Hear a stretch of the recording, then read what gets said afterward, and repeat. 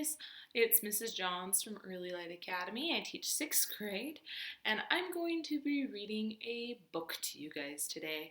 I'm actually going to be reading the first book that I ever had in my teaching library. Maybe some of you guys have read it before. I don't know. We'll see. It's one of my personal favorites. Carnivores. Okay, so we're going to be reading this. It is written by Reynolds and illustrated by Santat? Santat? I think that's how you'd say it, Santat. Anyways, let's try this out.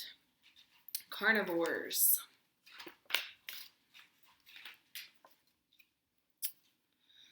Okay. The lion is known throughout the animal kingdom as the king of the beasts.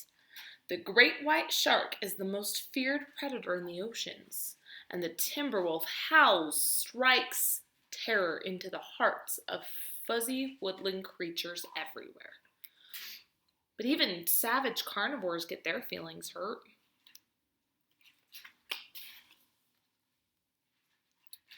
The lion tries to ignore it when the gazelles whisper behind his back. He pretends not to see the zebras looking down their noses at him. The wildebeest call him Bad Kitty, just because he's eaten half the neighborhood. It hurts. It really does.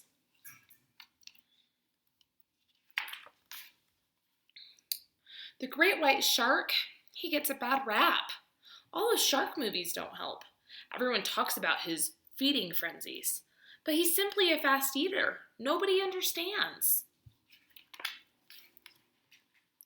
And the timber wolf almost never eats little girls. That Little Red Riding Hood story is very misleading. The bunny rabbits always say, "Quit sneaking up on me." But he's not sneaking. He's merely a very quiet walker with vicious fangs and scary eyes. He can't help it. So, it was just a matter of time before the lion, the great white shark, and the timber wolf started hanging out because even carnivores need to share their feelings. At their first get-together, the timber wolf came up with a great idea that might solve everything. We'll go vegetarian.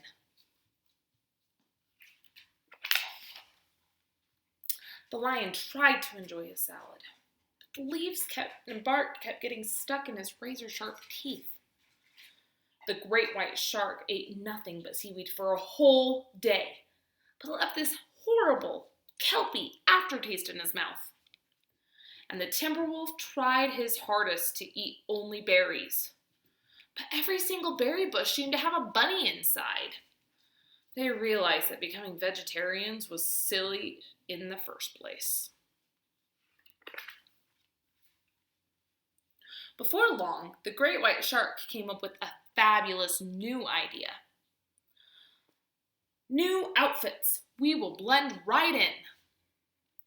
At first, the lion's antelope disguise worked out terrific. Everyone treated him so nicely. But when the other antelopes smelt his zebra breath, it was all over. The great white shark blended right in with the dolphins. Nobody suspected him of being bloodthirsty at all, until all the dolphins disappeared.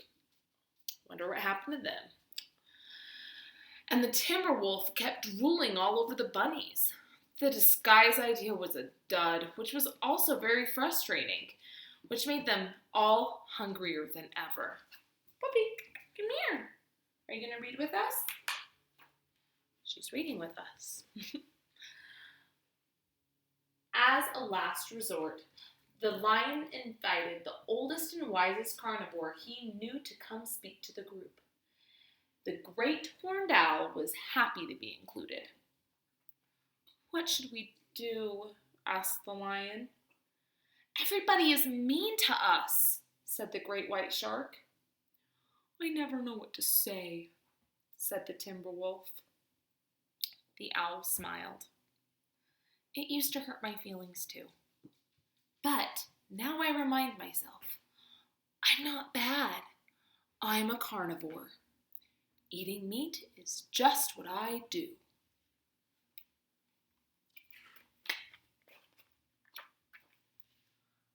I'm not bad, whispered the lion. I'm a carnivore, confessed the great white shark. Eating meat is just what I do, declared the timber wolf.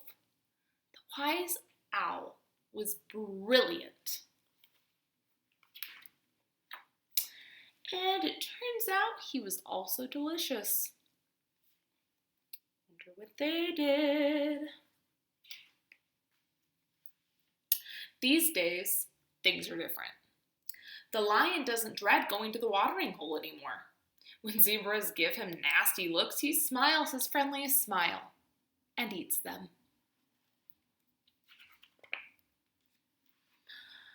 The great white shark feels much better about gobbling up everything in sight.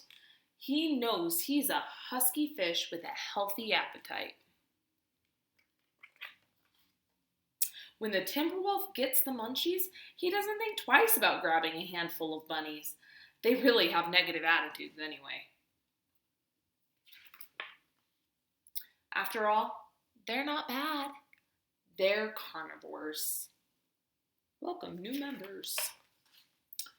Eating meat is just what they do.